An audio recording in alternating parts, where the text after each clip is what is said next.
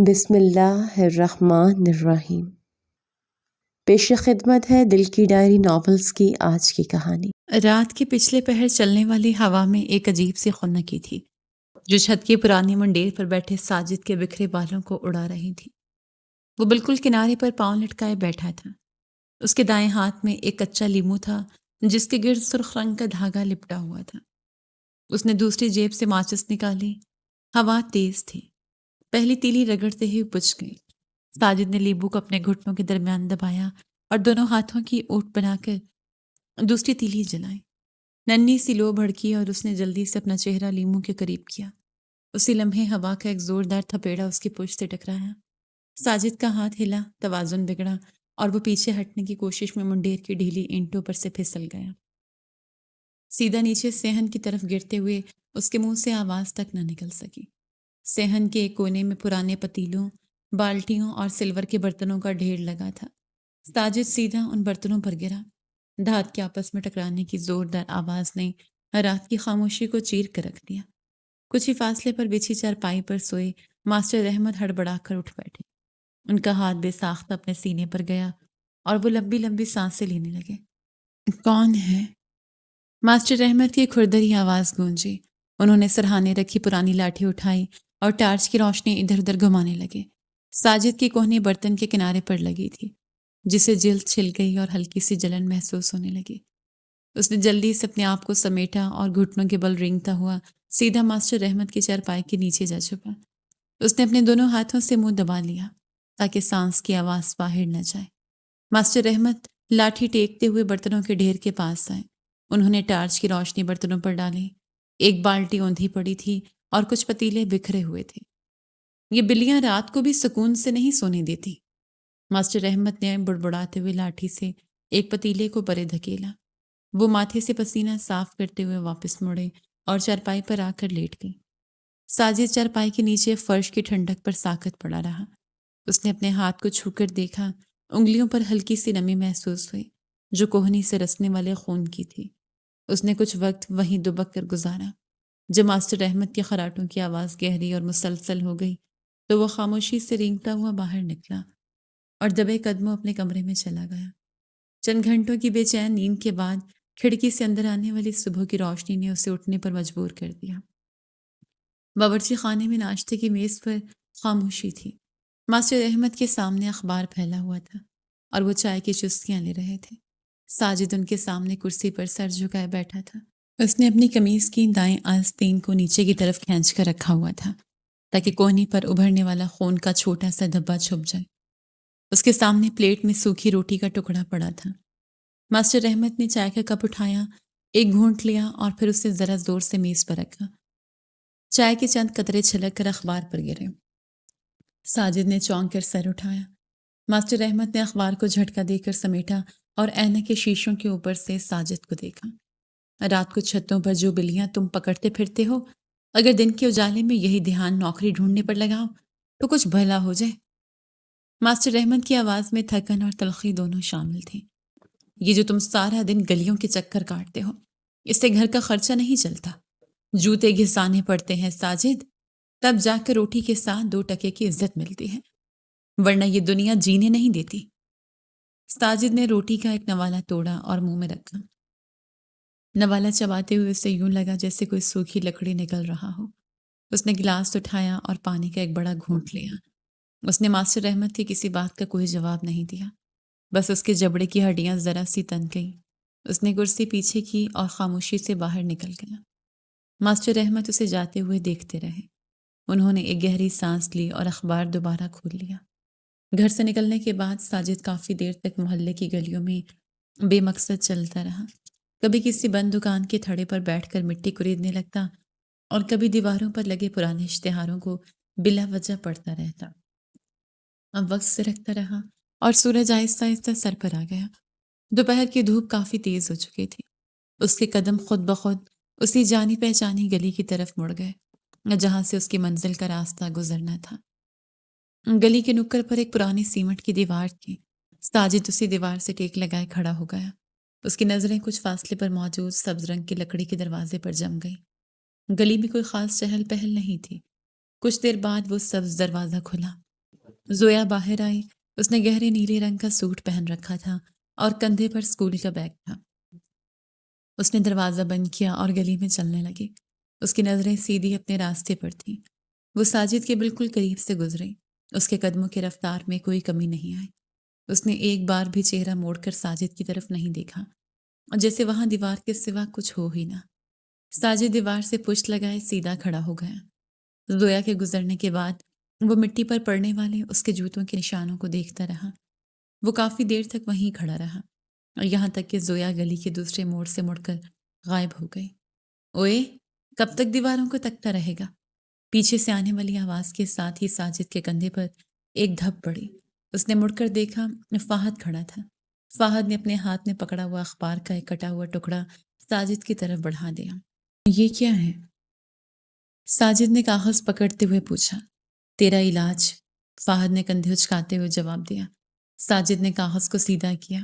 اس پر موٹے اور کالے حروف میں لکھا تھا، مایوس عاشقوں کے لیے خوشخبری، محبوب قدموں میں، ہر طرح کی بندش کا توڑ، رابطہ کریں بابا الف دین۔ نیچے ایک پتہ درج تھا۔ ساجد نے کاغذ سے نظر ہٹا کر فہد کو دیکھا۔ فہد نے اس بات میں سر ہلایا۔ میں نے کل ہی اخبار میں دیکھا تھا، تو ویسے بھی سارا دن ادھر ادھر خجل ہوتا ہے، ایک چکر وہاں کا بھی لگا لے، کیا پتہ تیرا کام بن ہی جائے۔ لوگ کہتے ہیں بابا کے پاس بڑی طاقت والے موکل ہیں۔ ساجد نے دوبارہ اس اخبار کے ٹکڑے کو دیکھا اور پھر اسے تہہ کر کے اپنی جیب میں رکھ لیا۔ کب جانا ہے؟ ساجد نے کاغذ جیب میں دباتے ہوئے پوچھا۔ تیری مرضی ہے، ابھی چلنا ہے تو ابھی چل پڑتے ہیں، فہد نے آگے کی طرف قدم بڑھاتے ہوئے کہا۔ ساجد بھی خاموشی سے اس کے ساتھ چل پڑا۔ دونوں مین بازار کا شور و غل پیچھے چھوڑتے ہوئے پرانے شہر کی تنگ گلیوں میں داخل ہو گئے۔ جیسے جیسے وہ آگے بڑھ رہے تھے، راستے مزید پیچیدہ اور دھوپ کم ہوتی جا رہی تھی۔ آخرکار وہ ایک ایسی گلی میں پہنچے جہاں دو لوگ بمشکل ایک ساتھ گزر سکتے تھے۔ آخر میں خستہ حال لکڑی کا دروازہ آدھا کھلا ہوا تھا۔ یہی بابا الف دین کا ٹھکانہ تھا۔ ساجد اور فہد اندر داخل ہوئے۔ کمرے میں لوبان اور اگربتی کا دھواں اتنا گاڑھا تھا کہ ساجد کو ہلکی سی کھانسی آ گئی۔ دیواریں دھوئیں کی وجہ سے کالی پڑ چکی تھیں۔ چھت سے ایک پرانا پنکھا سست روی سے گھوم رہا تھا۔ ایک کونے میں لال رنگ کا 0 واٹ کا بلب جل رہا تھا۔ دیواروں پر کچھ جانوروں کی سوکھی ہڈیاں اور کالی دھاگوں کے کچھے لٹک رہے تھے۔ سامنے فرش پر ایک پرانی چٹائی بچھی تھی، جس پر بابا الف دین بیٹھا تھا۔ اس نے کالے رنگ کا لمبا چوغا پہن رکھا تھا اور گلے میں بڑے بڑے منکوں والی تسبیح تھی۔ وہ آنکھیں آدھی بند کیے کچھ پڑھنے میں مصروف تھا۔ ساجد اور فہد خاموشی سے جا کر اس کے سامنے بیٹھ گئے۔ بابا نے اپنی پڑھائی روکی نہیں، بس اپنے دائیں ہاتھ کا اشارہ کیا کہ مدعا بیان کرو۔ ساجد نے اپنی جیب سے زویا کی وہ تصویر نکالی جو اس نے پچھلے مہینے اسکول کے فنکشن پر دور سے کھینچی تھی۔ اس نے وہ تصویر بابا کے سامنے رکھی، چوبی چوکی پر رکھ دی۔ بابا الف دین نے تصویروں کی۔ اس نے تصویر کو اٹھایا اور لال بلب کی روشنی میں اسے غور سے دیکھنے لگا۔ کمرے میں مکمل خاموشی تھی۔ بابا نے تصویر نیچے رکھی اور ایک لمبی سانس اندر کھینچی۔ لڑکی پر کالے علم کا سخت پہرا ہے۔ بابا کی بھاری اور کھردری آواز کمرے میں گونجی۔ بہت سخت پہرا۔ موکل ناراض ہیں، وہ اس کے قریب جانے سے کتراتے ہیں۔ ساجد نے پہلو بدلا۔ تو پھر کیا کرنا پڑے گا؟ کوئی تو راستہ ہوگا۔ بابا نے تسبیح کے دانے دوبارہ گھمانے شروع کر دیا۔ راستہ تو ہے، عمل کرنا پڑے گا، لیکن موکل یوں ہی تو کام نہیں کرتے، ان کو منانا پڑتا ہے۔ نذرانہ لگتا ہے، جو بندش اس پر لگی ہے اسے توڑنے کے لیے بڑی کاٹ کرنی پڑے گی۔ ساجد نے فہد کی طرف دیکھا، پھر دوبارہ بابا کی طرف متوجہ ہوا۔ اس نے اپنی قمیض کی جیب میں ہاتھ ڈالا۔ اس کے پاس کل ملا کر 700 روپے تھے، جو اس نے پچھلے کئی دنوں سے جمع کر رکھے تھے۔ اس نے وہ سارے مڑے توڑے نوٹ جیب سے نکالے۔ اس نے وہ تمام پیسے بابا کے سامنے رکھے ہوئے مٹی کے بڑے سے پیالے میں ڈال دیے۔ بابا الف دین نے پیسوں کی طرف دیکھا۔ اس نے تسبیح کو ایک طرف رکھا اور پیالے سے پیسے اٹھا کر اپنے پاس رکھ لیے۔ اس کی آدھی بند آنکھوں میں ایک چمک سے ابھری اور اس نے ساجد کی طرف دیکھ کر اپنا ہاتھ آگے بڑھا دیا۔ ہاتھ میں ایک چھوٹا سا کالا مٹکا تھا، جس کا منہ سرخ کپڑے سے مضبوطی سے بندھا ہوا تھا۔ یہ لو۔ بابا الف دین نے مٹکا ساجد کی طرف بڑھایا۔ یہ امانت ہے۔ آج رات ٹھیک 2 بجے جب محلے کی بتیاں بجھ جائیں، اسے لڑکی کے گھر کی پچھلی دیوار کی جڑ میں مٹی کھود کر دبا دینا۔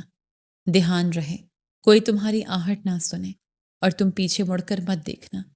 اگر یہ کام ہو گیا تو کل کا دن تمہارے لیے نیا ہوگا۔ ساجد نے مٹکے کو دونوں ہاتھوں میں تھام لیا۔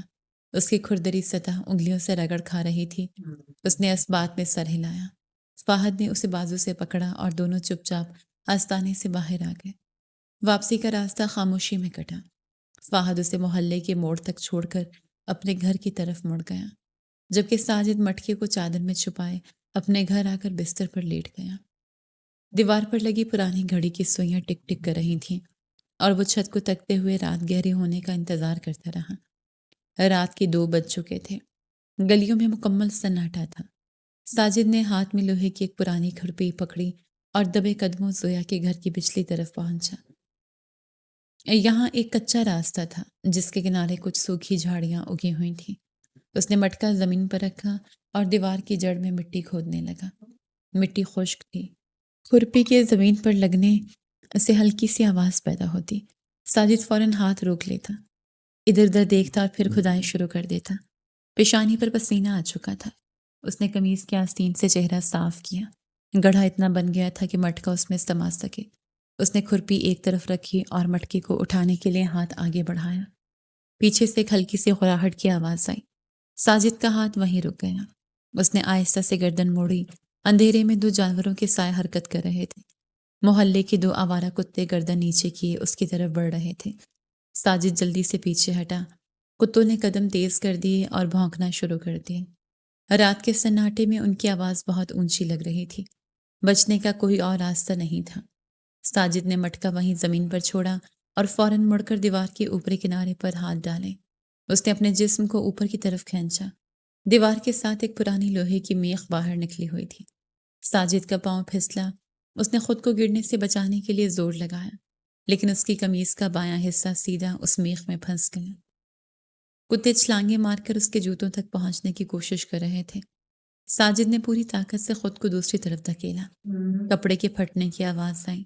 قمیض کا ایک بڑا حصہ میخ کے ساتھ لٹکتا رہ گیا اور ساجد سیدھا دوسری طرف کچے پلاٹ میں جا گرا۔ وہ ہامتا ہوا وہیں زمین پر پڑا۔ کتے کافی دیر تک دیوار کے اس پار کھڑے بھونکتے رہے۔ وہ رات کا باقی حصہ اسی پلاٹ میں چھپ کر بیٹھا رہا تاکہ کتوں کا شور ختم ہو اور محلے والے سو جائیں۔ جب صبح کی روشنی پھیلنے لگی اور اسے یقین ہو گیا کہ راستہ صاف ہے تو اس نے اٹھ کر کپڑے جھاڑے اور گھر کی طرف چل پڑا۔ صبح کے 8 بج رہے تھے۔ دھوپ صحن کی دیوار پھلانگ کر آدھے حصے تک آ چکی تھی۔ ماسٹر احمد چارپائی پر بیٹھے کہیں جانے کی تیاری کر رہے تھے۔ ان کے پاس پرانے اخبار کا ایک ٹکڑا بچھا تھا جس پر کالے جوتوں کی ڈبی رکھی تھی۔ وہ ہاتھ میں برش پکڑے جوتے پر پالش رگڑ رہے تھے۔ ساجد نے بیرونی دروازہ دھیرے سے کھولا اور جلدی سے اپنے ننگے کندھے کو دائیں ہاتھ سے چھپانے کی کوشش کی۔ وہ دیوار کے ساتھ ساتھ چلتے ہوئے اپنے کمرے کی طرف بڑھنے لگا۔ برش چلنے کی آواز اچانک رک گئی۔ ساجد کے قدم وہیں جم گئے۔ ماسٹر احمد نے جوتا نیچے اخبار پر رکھا۔ ان کی نظریں ساجد کے مٹی میں اٹے ہوئے کپڑوں اور قمیض کے اس پھٹے ہوئے حصے پر جمی تھیں جہاں سے اس کا کندھا ننگا تھا۔ ساجد نے اپنی پھٹی ہوئی قمیض کو مٹھی میں دبا لیا۔ اس نے سر نہیں اٹھایا۔ ماسٹر احمد نے جوتے پر دوبارہ کپڑا مارنا شروع کیا۔ ان کے چہرے پر ایک تھکی ہوئی مسکراہٹ ابھرے۔ عشق کا پہلا مورچہ ہارا ہے۔ ساجد نے مٹھی اور سختی سے بھینچی۔ وہ چپ رہا۔ بیٹا جوتوں کے تلوے گھسنے پڑتے ہیں، ماسٹر احمد نے جوتے کو اخبار پر رکھتے ہوئے کہا۔ محنت کرنی پڑتی ہے۔ قمیض پھاڑنے سے منزلیں اور محبتیں نہیں ملا کرتی۔ ساجد نے کوئی جواب نہیں دیا۔ وہ تیز قدموں سے اپنے کمرے میں داخل ہوا اور اندر سے کنڈی لگا لی۔ وہ سیدھا بستر پر گرا اور تکیے پر منہ رکھ لیا۔ اس کے ذہن میں رات کا سارا منظر بار بار گھوم رہا تھا۔ دوپہر کا وقت تھا۔ ساجد چارپائی پر لیٹا چھت کو دیکھ رہا تھا۔ باہر گلی سے کچھ عورتوں کی اونچا بولنے کی آوازیں آنے لگی۔ وہ اٹھا اور کمرے سے نکل کر گھر کے آدھے کھلے دروازے کے پاس آ کر کھڑا ہو گیا۔ دروازے کی در سے سیدھا زویا کے گھر کا بیرونی حصہ نظر آ رہا تھا۔ زویا کی والدہ خالہ کلثوم کے ہاتھ میں ایک لمبا جھاڑو تھا۔ وہ اسی کالے مٹکے کو جھاڑو مار رہی تھی جو ساجد رات کو وہاں چھوڑ آیا تھا۔ کتے مٹی کھود کر اسے گلی تک لے آئے تھے۔ خدا پوچھے ان لوگوں کو جو دوسروں کے بچوں پر یہ عمل کرواتے ہیں۔ خالہ کلثوم نے جھاڑو کا اگلا حصہ مٹکے پر مارا۔ مٹی کا برتن ٹوٹ کر بکھر گیا۔ انہوں نے جھاڑو سے مٹی کے ان ٹکڑوں کو گلی کے نالے کی طرف دھکیل دیا۔ ساجد نے دروازے کے پٹ کو مضبوطی سے پکڑ لیا۔ اس نے تھوڑا سا زاویہ بدلا تو اس کی نظر اوپر بالکنی پر گئی۔ زویا وہاں کھڑی تھی۔ اس نے اپنے دوپٹے کے کنارے کو انگلیوں پر لپیٹا ہوا تھا۔ وہ سیدھا ساجد کے گھر کے دروازے کی طرف دیکھ رہی تھی۔ ساجد نے پیچھے ہٹنے کی کوشش کی لیکن دروازے کی درز تھوڑی اور کھل گئی۔ زویا کی نظر اس پر پڑی۔ اس نے اپنی آنکھیں سکیڑیں۔ اس کے ہونٹ ایک بار بھی نہیں ہلے لیکن اس کی نظروں میں موجود کراہت صاف بتا رہی تھی کہ وہ سمجھ گئی ہے کہ یہ کس کی حرکت ہے۔ اس نے ایک نظر دروازے کے پیچھے کھڑے ساجد کو دیکھا، پھر رخ موڑا اور بالکنی سے اندر چلی گئی۔ ساجد نے جلدی سے دروازہ بند کیا۔ اس نے اپنی پیٹھ لکڑی کے دروازے کے ساتھ لگائی اور دھیرے دھیرے نیچے کی طرف پھسلتا ہوا زمین پر بیٹھ گیا۔ وہ اپنے گھٹنوں کے گرد بازو لپیٹ کر کافی دیر تک وہیں بیٹھا رہا۔ سورج ڈھلنے تک وہ اپنے کمرے سے باہر نہیں نکلا۔ شام کے سائے گہرے ہونے لگے۔ ساجد دوبارہ اسی تنگ گلی سے ہوتا ہوا بابا الف دین کے ٹھکانے پر پہنچا۔ کمرے کا لال بلب جل رہا تھا۔ بابا الف دین ایک پرانے صوفے پر ٹیک لگائے بیٹھا تھا۔ اس کے ہاتھ میں چائے کی پیالی تھی۔ وہ چسکیاں لے رہا تھا۔ ساجد جا کر اس کے سامنے بچھی چٹائی پر بیٹھ گیا۔ مٹکا دفن نہیں ہو سکا۔ ساجد نے فرش کی درز کو دیکھتے ہوئے بات شروع کی۔ کتوں نے باہر نکال لیا۔ آج سارا محلہ اسے دیکھ رہا تھا۔ اس لڑکی نے بھی دیکھ لیا ہے۔ بابا نے پیالی صوفے کے بازو پر رکھی۔ اس نے اپنی تسبیح اٹھائی اور دانوں کو ایک ایک کر کے گرانے لگا۔ تم نے عمل بیچ میں چھوڑ دیا۔ اس نے سامنے رکھی چوبی چوکی کی طرف دیکھا۔ میں نے کہا تھا پیچھے مڑ کر مت دیکھنا۔ تم نے ڈر کر کام ادھورا چھوڑ دیا۔ موکل الٹے ہو گئے ہیں۔ انہوں نے الٹا کام کر دیا ہے۔ اب لڑکی مزید دور ہوگی۔ ساجد نے ہاتھ فرش پر رکھے تو اب کیا کروں؟ وہ مان جائے بس کوئی بھی راستہ نکالے۔ بابا نے پیالی دوبارہ اٹھائی اور آخری گھونٹ بھرا۔ عوام عمل سے کام نہیں بنے گا۔ کالا بکرا دینا پڑے گا۔ نیا عمل شروع کرنا ہوگا۔ بابا نے پیالی نیچے رکھی اور انگلیاں کھولیں۔ اس تب پر پورے 10,000 لگیں گے۔ ساجد نے اپنے دونوں ہاتھ پینٹ کی جیبوں میں ڈالے۔ اس کی انگلیوں کے پوروں کو صرف کپڑے کی سلائی محسوس ہوئی۔ اس نے جیبوں سے ہاتھ باہر نہیں نکالے۔ وہ وہیں چٹائی پر بیٹھا کمرے کے کونے میں جلنے والے لال بلب کو دیکھتا رہا۔ اس کی نظریں بلب پر جمی تھیں لیکن دماغ میں 10,000 کا ہنسا چکر کاٹ رہا تھا۔ وہ چٹائی سے اٹھا اور بغیر کچھ بولے آستانے سے باہر آ گیا۔ فہد جو گلی کے نکڑ پر کھڑا اس کا انتظار کر رہا تھا خاموشی سے اس کے ساتھ چل پڑا۔ اگلے دن دوپہر کے وقت بازار کے شور میں گاڑیوں کے ہارن اور دکانداروں کی آوازیں آپس میں مل رہی تھیں۔ ہوا میں گریس اور پرانے ٹائروں کی بو تھی۔ ساجد موٹر سائیکلوں کے ایک مکینک کی دکان کے تھڑے پر کھڑا تھا۔ اس کے سامنے کھڑا استاد اپنے کالے اور گریس زدہ ہاتھوں سے کرنسی نوٹ گن رہا تھا۔ یہ پورے 10,000 روپے۔ استاد نے نوٹوں کی گڈی ساجد کی طرف بڑھائی۔ گاڑی کا انجن ویسے ہی بیٹھا ہوا تھا۔ ٹائر بھی بالکل گھسے ہوئے تھے۔ اس سے زیادہ 1 روپیہ نہیں ملے گا۔ ساجد نے نوٹ پکڑے اور انہیں بغیر گنے اپنی پینٹ کی جیب میں ٹھونس لیا۔ اس نے ایک نظر اپنی پرانی موٹر سائیکل پر ڈالی جو دکان کے کونے میں کھڑی تھی۔ وہ مڑ نہیں لگا تھا کہ پیچھے سے کسی نے اس کا بازو مضبوطی سے پکڑ لیا۔ فہد کی گرفت اس کے بازو پر سخت تھی۔ وہ اسے کھینچ کر دکان سے تھوڑا دور ایک سنسان گلی کی طرف لے گیا۔ پاگل ہو گیا تو؟ فہد کی آواز میں تیزی تھی۔ یہ تیری آخری سواری تھی۔ جوتے گھس جائیں گے تیرے اب اس فراڈیے کے پیچھے۔ تو اپنا سب کچھ لٹا دے گا۔ ساجد نے جھٹکے سے اپنا بازو چھڑایا۔ مجھے وہ ہر حال میں چاہیے۔ فہد چاہیے مجھے۔ ساری زندگی ان سڑکوں پر پیدل ہی کیوں نہ چلنا پڑے۔ فہد نے اس کا راستہ روکنے کی کوشش کی۔ وہ تجھے لوٹ رہا ہے یار۔ پچھلی بار اس مٹکی کا کیا بنا تھا؟ سارا محلہ تماشا دیکھ رہا تھا۔ تو اب یہ 10,000 بھی اس کے منہ میں ڈالنے جا رہا ہے۔ اس بار اس نے پکا عمل بتایا ہے۔ اس نے کہا ہے کہ کالا بکرا کٹے گا۔ ساجد نے پیسے والی جیب پر ہاتھ رکھا اور فہد کو کندھے سے پیچھے دھکیل دیا۔ وہ تیز قدموں سے چلتا ہوا بازار کی بھیڑ میں شامل ہو گیا۔ فہد وہیں کھڑا اسے دور جاتے دیکھتا رہا۔ رات کا اندھیرا محلے کی گلیوں میں پھیل چکا تھا۔ ساجد زویا کے گھر کے دروازے کے بالکل سامنے کھڑا تھا۔ اس کے ہاتھ میں ایک چھوٹی پلاسٹک کی بوتل تھی۔ بابا الف دین نے اس پڑھائی والے پانی کو رات کی اسی پہر دہلیز پر گرانے کا کہا تھا۔ ساجد نے دائیں بائیں دیکھا۔ گلی بالکل سنسان تھی۔ اس نے بوتل کا ڈھکن کھولا۔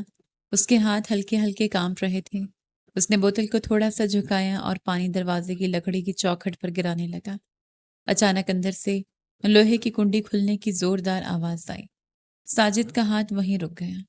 دروازہ تیزی سے اندر کی طرف کھلا۔ سامنے زویا کا بڑا بھائی شہری کھڑا تھا۔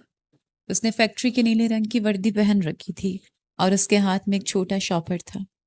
وہ بھی نائٹ ڈیوٹی سے واپس آیا تھا۔ بوتل سے گرنے والا پانی سیدھا شہری کے کالے جوتوں اور پینٹ کے پائنچوں پر گرا۔ شہری کی نظریں اپنے گیلے جوتوں سے اٹھ کر ساجد کے چہرے پر جم گئی۔ گلی میں موت جیسے خاموشی چھا گئی۔ ساجد کی انگلیاں ڈھیلی پڑیں اور بوتل اس کے ہاتھ سے چھوٹ کر زمین پر گر گئی۔ شہری نے شاپر زمین پر پھینکا اور آگے بڑھ کر ساجد کا گریبان پکڑ لیا۔ تو یہاں کیا کر رہا ہے؟ شہری کی آواز رات کے سناٹے میں گونجی۔ اس نے ساجد کو پوری طاقت سے کھینچا اور گلی کے بیچوں بیچ لے آیا۔ ساجد نے اس کے ہاتھ اپنے گریبان سے ہٹانے کی کوشش کی۔ میں تو بس گزر رہا تھا۔ شہری نے اپنا دایاں ہاتھ اٹھایا اور ایک زوردار تھپڑ ساجد کے منہ پر مارا۔ ساجد کا سر ایک طرف کو گھوما اور وہ توازن کھو کر کچی زمین پر گر پڑا۔ آوارہ گرد، میری بہن کا پیچھا کب چھوڑے گا؟ شہری چلایا۔ اس نے جھک کر ساجد کو دوبارہ کالر سے پکڑا اور کھڑا کر دیا۔ سارا دن گلی کے نکر پر کھڑا رہتا ہے، آج گھر کے دروازے تک آ گیا۔ ایک اور تھپڑ ساجد کے کان پر پڑا۔ ارد گرد کے گھروں کی بتیاں جلنے لگیں۔ دروازے اور کھڑکیاں کھلنے کی آوازیں آنے لگیں۔ محلے کے لوگ باہر نکل آئے۔ آج میں تیرا وہ حال کروں گا کہ تو اس محلے میں قدم رکھنے کے قابل نہیں رہے گا۔ شہری نے اسے دھکا دیا۔ ساجد دوبارہ زمین پر گرا۔ اس کے ہونٹ سے خون نکل کر ٹھوڑی تک آ گیا تھا۔ بھیڑ میں سرگوشیاں شروع ہو گئیں۔ عورتیں چھتوں اور بالکنیوں سے جھانک رہی تھیں۔ ساجد نے مٹی سے بھرے ہاتھوں کے سہارے اٹھنے کی کوشش کی اور اس کی نظر بھیڑ کے کونے پر پڑی۔ ماسٹر احمد وہاں کھڑے تھے۔ انہوں نے اپنے کندھے پر پرانی چادر لپیٹ رکھی تھی۔ ان کا سر نیچے کی طرف جھکا ہوا تھا۔ ان کے دونوں ہاتھ چادر کے کناروں کو اتنی سختی سے پکڑے ہوئے تھے کہ جوڑوں کی ہڈیاں ابھر آئی تھیں۔ انہوں نے ایک بار بھی سر اٹھا کر ساجد کی طرف نہیں دیکھا۔ شہری ساجد کو گالیاں دے رہا تھا۔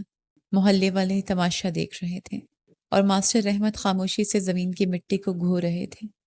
ساجد کو اپنے ہونٹ کی چوٹ بھول گئی۔ باپ کا یوں سر جھکا کر کھڑے رہنا اور کوئی بات نہ کرنا اسے شہری کے تھپڑوں سے زیادہ لگ رہا تھا۔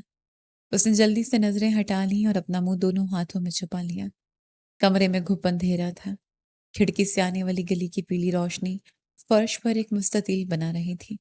ساجد اسی روشنی کے پاس فرش پر گھٹنوں میں سر دیے بیٹھا تھا۔ اس کا نچلا ہونٹ سوجا ہوا تھا اور قمیض جگہ جگہ سے پھٹ کر مٹی میں اٹی ہوئی تھی۔ دروازہ ہلکے سے چڑچڑاہٹ کے ساتھ کھلا۔ فہد دبے قدموں اندر آیا اور ساجد کے بالکل پاس زمین پر بیٹھ گیا۔ اس نے کوئی بات نہیں کی، بس اپنے ہاتھ آپس میں رگڑتا رہا۔ ساجد نے اپنا سر گھٹنوں سے نہیں اٹھایا۔ ابو جی نے کچھ کہا؟ ساجد کی آواز سوجے ہوئے ہونٹ کی وجہ سے بھاری اور دبی ہوئی تھی۔ فہد نے گہری سانس لی۔ وہ اپنے کمرے میں ہے، چارپائی پر لیٹے ہیں، بتی بجھی ہوئی ہے۔ کمرے میں دوبارہ خاموشی چھا گئی۔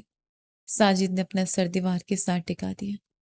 میں نے تجھے دکان پر ہی منع کیا تھا ساجد، فہد نے فرش پر پڑی ایک تنکے کو انگلی سے پرے دھکیلتے ہوئے کہا۔ ساجد نے آنکھیں بند کر لی۔ میرے 10,000 بھی چلے گئے، وہ پیسے میں شام کو ہی بابا کو دیا آیا تھا۔ فہد تھوڑی دیر چپ رہا۔ اس نے ساجد کی طرف دیکھا اور پھر جلدی سے نظریں چرائیں۔ ایک اور بات ہے۔ ساجد نے آنکھیں کھولی۔ شہری اور اس کے گھر والے رات والے تماشے سے ڈر گئے ہیں۔ فہد کی آواز بہت دھیمی تھی۔ ان کے تایا کا بیٹا پچھلے ہفتے گاؤں سے آیا ہوا تھا۔ انہوں نے راتوں رات زویا کا رشتہ اس کے ساتھ پکا کر دیا ہے۔ ساجد کا جسم ایک دم سیدھا ہوا۔ اس نے فہد کی طرف دیکھا۔ کیا کہہ رہا ہے تو؟ ساجد نے فہد کا بازو پکڑ لیا۔ پورے محلے میں یہ بات پھیل گئی ہے۔ ان کی خالہ کلثوم خود بتا رہی تھی سب کو۔ فہد نے ساجد کا ہاتھ اپنے بازو سے ہٹایا۔ اگلے مہینے نکاح کی تاریخ بھی رکھ دی ہے انہوں نے۔ ساجد کا سانس رک گیا۔ اس نے دیوار کا سہارا چھوڑ دیا۔ اس نے اپنے دونوں ہاتھ اپنے چہرے پر رکھ لیے۔ اس کے کندھے ہلنے لگے۔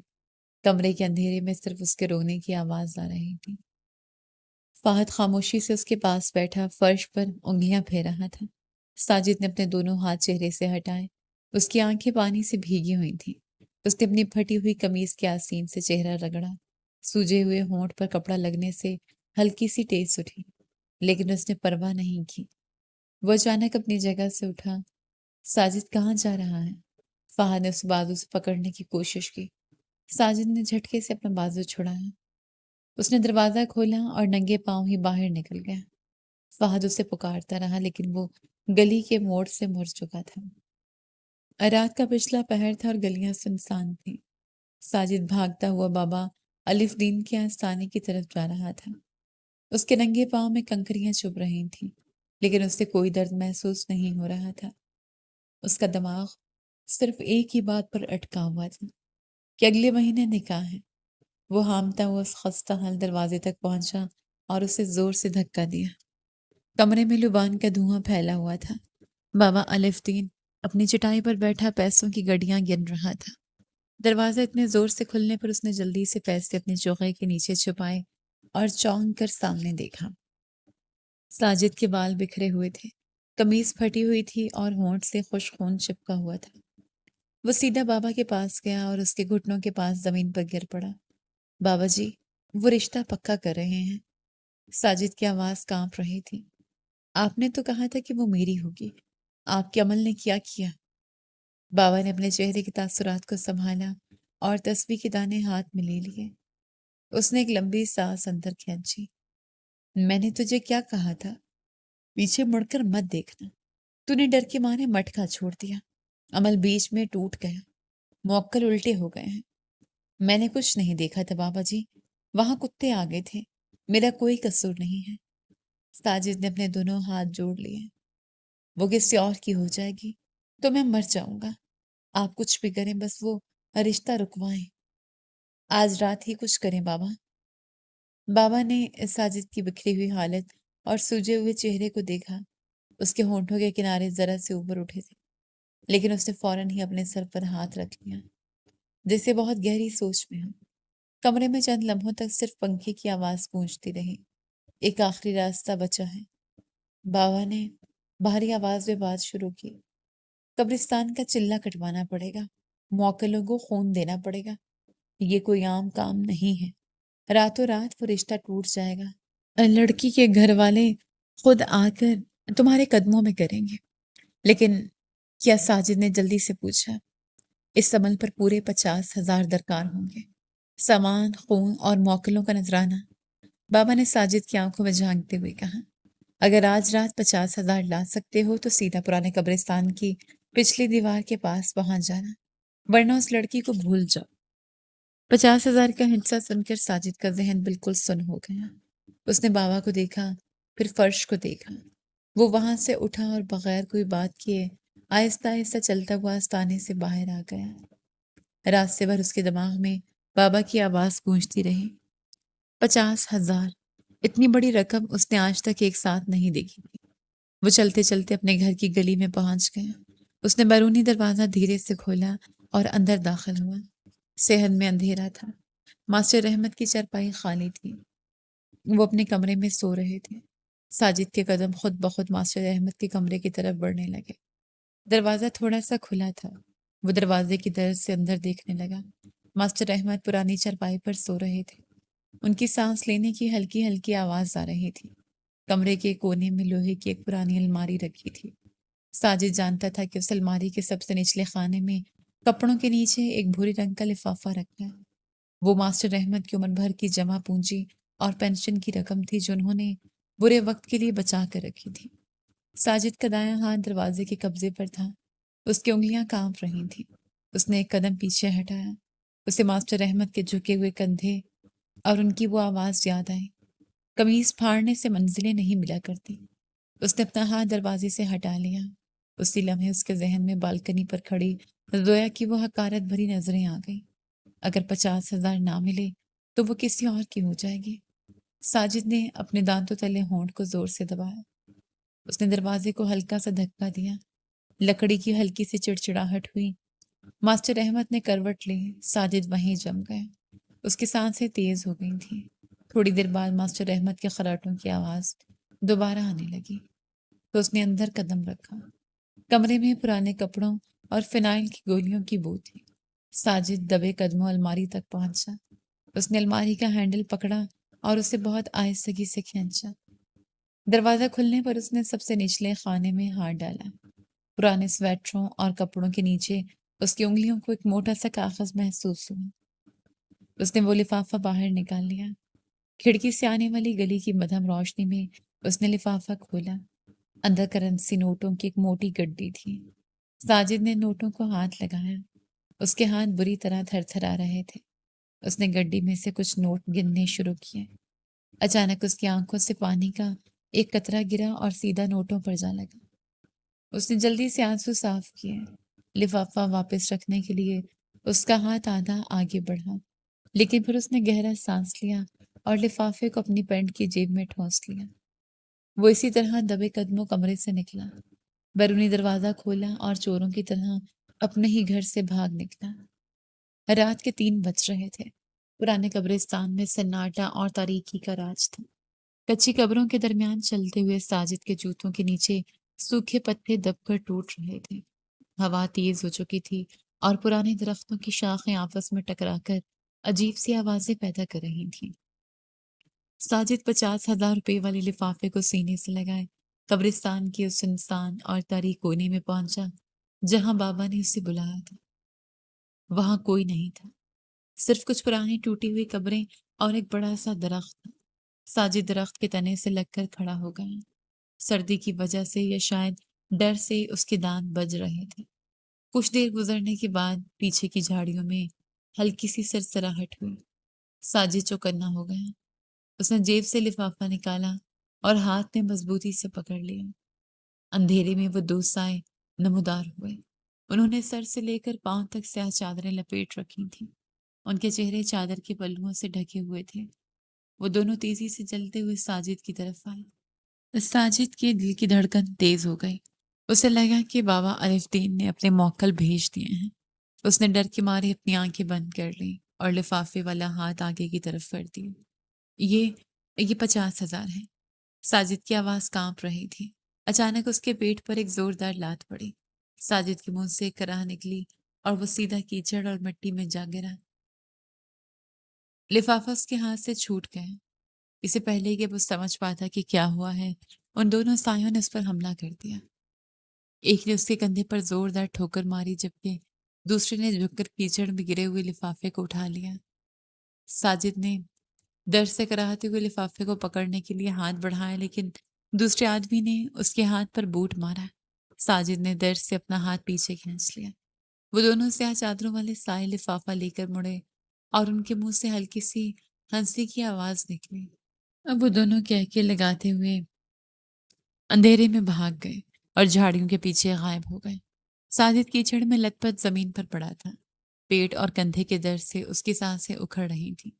اس نے بڑی مشکل سے کروٹ لی اور کیچڑ سے بھرے ہاتھوں کو زمین پر ٹیک کر اٹھنے کی کوشش کی۔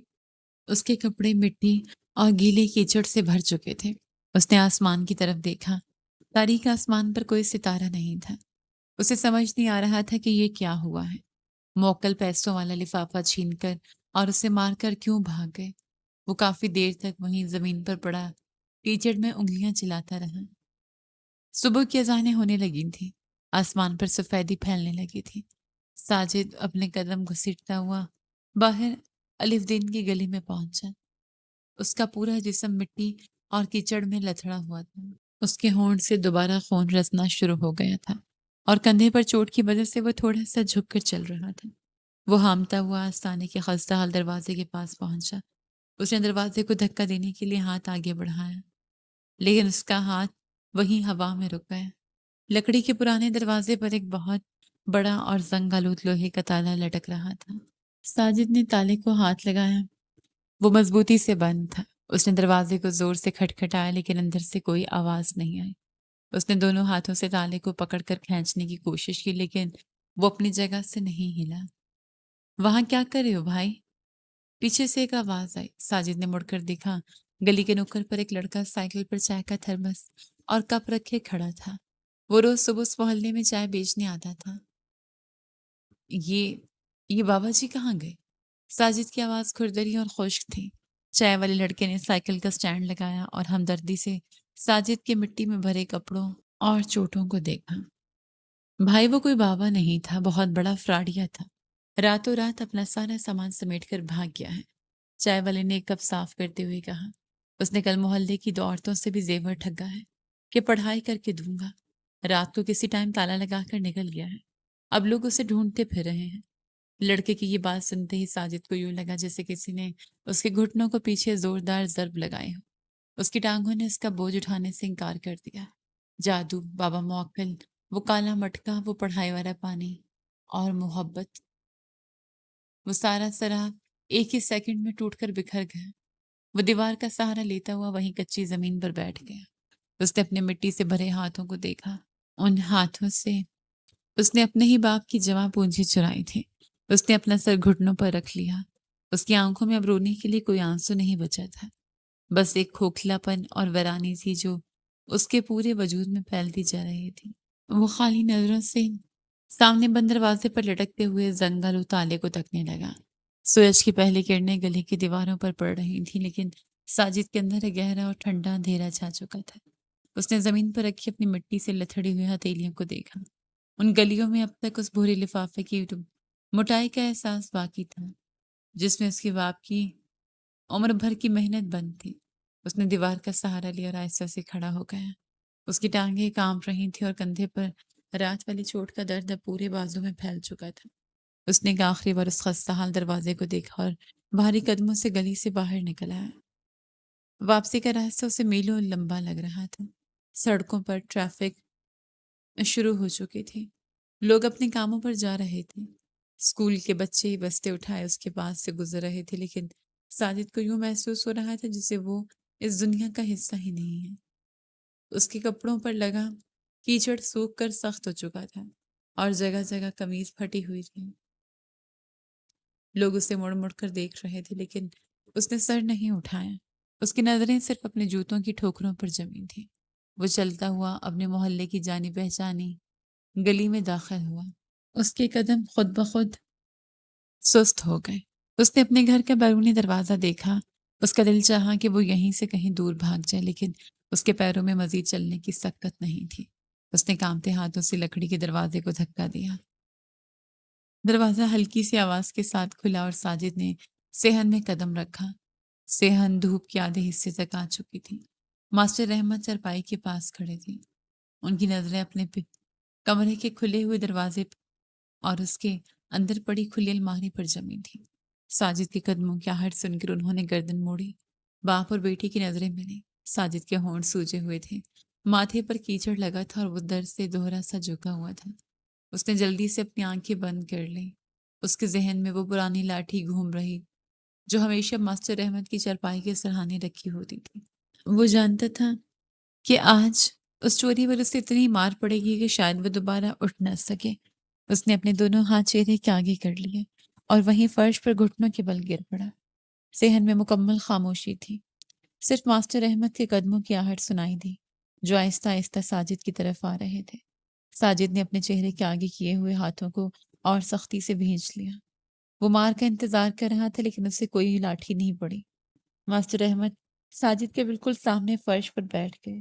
ساجد نے ڈرتے ڈرتے آنکھیں کھولی۔ ماسٹر احمد کے ہاتھ بری طرح کانپ رہے تھے۔ انہوں نے ایک دایاں ہاتھ آگے بڑھایا اور ساجد کے ماتھے پر لگے سوکھے کیچڑ کو اپنے قمیص کی آستین سے صاف کرنے لگے۔ ساجد کا سانس رک گیا۔ اس نے حیرت سے اپنے باپ کے چہرے کو دیکھا۔ ماسٹر احمد کی آنکھوں کے گرد جھریاں گہری ہو گئیں اور ان میں ایک عجیب سی نمی تھی۔ چوری کے پیسوں اور جادو سے کسی کا دل نہیں خریدا جاتا پتر۔ ماسٹر احمد کی آواز اتنی مدھم اور ٹوٹی ہوئی تھی کہ ساجد کو اپنے کانوں پر یقین نہیں آیا۔ انہوں نے اپنا کھردرا ہاتھ ساجد کے سر پر رکھا۔ جن ہاتھوں میں محنت کے چھانے نہ ہوں وہاں محبت کی لکیریں نہیں ٹھہرتی۔ یہ نرم لہجہ اور باپ کا یہ لفظ ساجد کے اندر کھڑی ریت پاگل پن اور ہٹ دھرمی کی آخری دیوار کو بگڑا گیا۔ اس کے گلے سے ایک عجیب سی گھٹی ہوئی آواز نکلی۔ اس نے اپنے دونوں ہاتھ ماسٹر احمد کے گھٹنوں پر رکھے اور اپنا سر ان کی گود میں گڑا۔ وہ بچوں کی طرح پھوٹ پھوٹ کر رونے لگا۔ ماسٹر احمد نے کچھ نہیں کہا، بس وہ خاموشی سے اس کی مٹی سے بھری پیٹھ پر ہاتھ پھیرتے رہے۔ سارا دن گزر گیا۔ ساجد اپنے کمرے کے ایک تاریک کونے میں فرش پر بیٹھا رہا۔ اس نے نہ کچھ کھایا نہ پانی پیا۔ اس کی نظریں سامنے دیوار پر جمی تھیں۔ شام کے سائے گہرے ہونے لگے۔ محلے کی مسجد سے مغرب کی اذان کی آواز آئی۔ ساجد اپنی جگہ سے اٹھا۔ اس نے کمرے کے کونے میں پڑی وہ پھٹی ہوئی قمیض اٹھائی جو اس نے رات کو پہنی ہوئی تھی۔ وہ اسے ہاتھ میں پکڑے صحن میں آیا۔ صحن کے کونے میں پرانے اینٹوں کا ایک چھوٹا سا ڈھیر لگا تھا۔ اس نے وہ قمیض ان اینٹوں پر رکھی، جیب سے ماچس نکالی اور ایک تیلی جلا کر قمیض کے کنارے پر رکھ دی۔ کپڑے نے فوراً آگ پکڑ لی۔ پیلے اور نارنجی شعلے ہوا میں لہرانے لگے۔ ساجد وہیں گھٹنوں کے بل بیٹھ کر اس قمیض کو جلتا ہوا دیکھتا رہا۔ کپڑے کے جلنے کی وہ ہوا میں پھیلنے لگی۔ آگ نے آہستہ آہستہ پوری قمیض کو اپنی لپیٹ میں لے لیا تھا۔ کیا کر رہا ہے یہ؟ بیرونی دروازے سے فہد اندر داخل ہوا۔ اس نے جلتی ہوئی قمیض کو دیکھا اور پھر ساجد کے پاس آ کر کھڑا ہو گیا۔ ساجد کا چہرہ آگ کی روشنی میں چمک رہا تھا۔ اپنے گناہوں کا کفارہ ادا کرنے کی کوشش کر رہا ہوں۔ ساجد نے آنکھ سے نظریں ہٹائے بغیر ایک ٹھہرے اور مضبوط لہجے میں کہا۔ اس کی آواز میں اب وہ پچھلی راتوں والی گھبراہٹ نہیں تھی۔ مجھے ابو جی کی پینشن کے ایک ایک پائے واپس کرنی ہے۔ فہد نے ساجد کے چہرے کی طرف دیکھا۔ اس میں ایک نیا پن تھا۔ وہ جنون جو اسے گلیوں میں خوار کروا رہا تھا اب ایک ٹھوس ارادے میں بدل چکا تھا۔ قمیض جل کر کالی راکھ میں بدل گئی۔ ساجد اٹھ کھڑا ہوا۔ فہد مجھے کچھ پیسوں کی ضرورت ہے، ساجد نے فہد کی آنکھوں میں دیکھتے ہوئے کہا۔ ادھار مانگ رہا ہوں، بابا حلف دین کے لیے نہیں، مجھے بازار سے لکڑی اور ٹین کی چادر لانی ہے۔ فہد نے کوئی سوال نہیں کیا۔ اس نے جیب میں ہاتھ ڈالا اور جو کچھ تھا ساجد کی ہتھیلی پر رکھ دیا۔ اگلے دن سے گھر کے صحن میں ہتھوڑے اور آری چلنے کی آوازیں گونجنے لگی۔ ساجد صبح سویرے اٹھتا، لکڑی کے پھٹوں کو آری سے کاٹتا، ان پر کیلیاں ٹھونکتا اور ٹین کی چادر کو موڑ کر ایک کاؤنٹر کی شکل دیتا۔ اس کے ہاتھوں میں کیلیاں چبھتی، آری سے انگلیاں چھلتی، لیکن وہ کام نہیں روکتا تھا۔ پسینہ اس کے ماتھے سے بہہ کر آنکھوں میں جاتا، اسے بازو سے رگڑتا اور دوبارہ ہتھوڑے چلانے لگتا۔ ماسٹر احمد چارپائی پر بیٹھے خاموشی سے اسے یہ سب کرتے دیکھتے رہے۔ ایک مہینہ گزر چکا۔ مین بازار کی ایک مصروف کونے پر جہاں گاڑیوں اور موٹر سائیکلوں کا رش لگا رہتا تھا، ایک نیا اور صاف ستھرا اسٹال کھڑا تھا۔ اس کے اوپر ایک چمکدار بورڈ لگا تھا جس پر سرخ اور پیلے رنگ سے لکھا تھا ساجد اسپیشل شوارما۔ مغرب کا وقت تھا۔ بازار میں گاہکوں کی بھیڑ تھی۔ ساجد اسٹال کے پیچھے کھڑا تھا۔ اس نے ایک صاف سفید اپرن پہنا ہوا تھا۔ اس کے سامنے گرم گرل پر چکن کے ٹکڑے سک رہے تھے اور ان میں سے اٹھنے والا دھواں اس کے چہرے کو چھو رہا تھا اور اس کے ماتھے پر پسینہ تھا، لیکن چہرے پر ایک عجیب سا سکون اور وقار تھا۔ بھائی 2 شوارمے اور کر دیں، ذرا جلدی، ایک گاہک نے کاؤنٹر پر ہاتھ مارتے کہا۔ جی بھائی، بس 2 منٹ۔ ساجد نے پھرتی سے پیٹا بریڈ کو گرل پر رکھا اور چمٹے سے چکن کو پلٹنے لگا۔ اس کے ہاتھوں کی حرکت میں ایک روانی تھی۔ وہ لگاتار کام کر رہا تھا۔ رات کی 10 بجے بازار کی رونق کم ہونے لگی۔ ساجد نے گرل کی آگ بند کی اور اس نے کاؤنٹر کو گیلے کپڑے سے رگڑ کر صاف کیا۔ پھر وہ ایک چھوٹے سے اسٹول پر بیٹھ گیا اور اپنی جیب سے دن بھر کی کمائی نکال کر گننے لگا۔ اس کے ہاتھوں پر اب چھالے بن کر سخت ہو چکے تھے۔ اس نے نوٹوں کو سیدھا کیا، ان میں سے مخصوص رقم نکالی اور اسے احتیاط کے ساتھ ایک پرانے بھورے لفافے میں ڈال دیا۔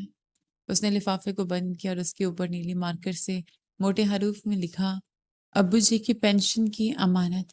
اس نے لفافہ جیب میں رکھا اور چہرے سے پسینہ صاف کیا۔ سڑک کی دوسری طرف ایک بند دکان کے تھڑے پر ماسٹر احمد کھڑے تھے۔ انہوں نے اپنی پرانی چادر کندھے پر ڈالی ہوئی تھی۔ وہ ساجد کو کمائی گنتے اور لفافے میں پیسے ڈالتے دیکھ رہے تھے۔ ان کے ہونٹوں پر ایک پرسکون مسکراہٹ تھی اور ان کا سر فخر سے سیدھا تھا۔ اگلی شام ہوا میں ہلکی سی خنکی تھی۔ بازار میں رش روزانہ کی طرح تھا۔ ساجد گرم گرل کے پاس کھڑا چکن کو کاٹ رہا تھا۔ دھویں کی وجہ سے اس کی آفرن تھوڑا سا کالا ہو چکا تھا۔ اچانک ایک آواز اس کی سماعت سے ٹکرائی، ایک چکن شوارما کر دیں۔ یہ آواز اتنی مانوس تھی کہ ساجد کے ہاتھوں میں پکڑا ہوا چمٹا ایک لمحے کے لیے رک گیا۔ اس نے دھیرے سے سر اٹھا کر سامنے کاؤنٹر کی طرف دیکھا۔ سامنے زویا کھڑی تھی۔ اس نے سیاہ رنگ کی چادر اوڑھ رکھی تھی۔ ساجد کی نظریں اس کی آنکھوں سے ملی۔ اس نے خود کو کسی طنز اور غصے یا حقارت بھری نظر کے لیے تیار کر لیا، لیکن زویا کی آنکھوں میں کچھ ایسا نہیں تھا۔ اس کی نظریں ساجد کے پسینے سے بھیگے ماتھے، اس کے کالے ہوتے ہوئے آبرن اور اس کے کھردرے ہاتھوں میں تھا۔ ان آنکھوں میں آج کراہت کی جگہ ایک نرمی اور عزت تھی۔ وہ اسے ایسے دیکھ رہی تھی جیسے وہ ساجد کو پہلی بار دیکھ رہی ہے۔ ساجد نے جلدی سے نظر نیچے کر لی. اس نے پیٹا بریڈ اٹھایا اور اسے گرل پر رکھا. اس کے ہاتھ نہیں کام پہ. نہ اس نے مڑ کر زویا کو دوبارہ گھورنے کی کوشش کی. اس کی پوری توجہ اپنے کام پر تھی. اس نے پوری لگن سے ماہنیز لگائی، سلاد رکھا اور گرم چکن ڈال کر اسے بٹر پیپر میں لپیٹ دیا. اس نے شورما آگے بڑھایا. زویا نے اپنا ہاتھ آگے کر کے اسے پکڑا. اس نے کاؤنٹر پر ایک نوٹ رکھا. ساجد نے بقایا پیسے نکال کر اس کی طرف بڑھائے. زویا نے پیسے پکڑے اور ہلکا سا مسکرائے. کل بھی آؤں گی، اس نے دھیمی لیکن صاف آواز میں کہا. اس نے چادر کو اپنے کندھے پر درست کیا اور مڑ کر بازار کی بھیڑ میں چل پڑی. ساجد نے کاؤنٹر پر پڑے اس نوٹ کو اٹھایا. اس نے ایک لمبا سانس اندر کھینچا. اس نے اپنے دائیں ہاتھ کی ہتھیلی کو دیکھا جہاں لکڑی کاٹنے اور گرل پر کام کرنے سے سخت گہرے نشان پڑ چکے تھے. اس نے سر اٹھا کر شام کے گہرے ہوتے آسمان کی طرف دیکھا. ہوا کا ایک ٹھنڈا جھونکا اس کے چہرے سے ٹکرایا اور اس کے لبوں پر ایک پرسکون مسکراہٹ ابھر آئی. اس سے اب کسی تعویذ یا موکل کی ضرورت نہیں تھی. اسے سمجھ آ گئی تھی کہ اصل جادو انسان کے اپنے کھردرے ہاتھوں اور محنت کے پسینے میں چھپا ہوتا ہے.